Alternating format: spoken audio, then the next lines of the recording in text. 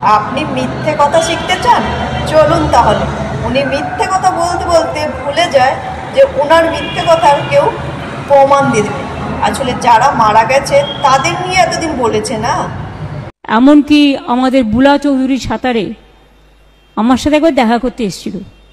ও বলল, দিদি আমার অর্জুন চাই। আমি বললাম, তোমায় দেবো একটা কন্ডিশনে,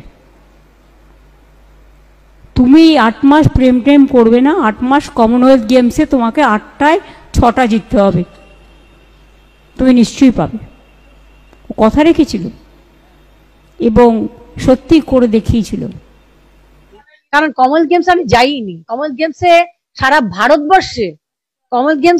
ভারতবর্ষে কোনোদিনও কোনো মেডেল আসেনি।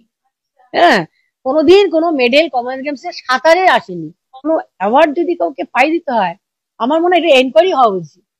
কারণ এটা উনি যদি বলেন যে আমি পাইয়ে দিয়েছি, এটা খুব অন্যায় ব্যাপার।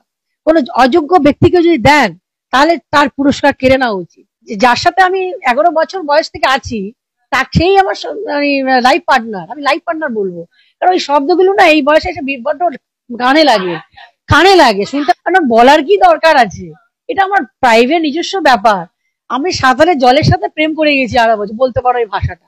হ্যাঁ, তো বিশ্বকাপ একটা চলছে, সেখানে হঠাৎ করে উনি প্রেম নিয়ে আমার অর্জুন অ্যাওয়ার্ড পাই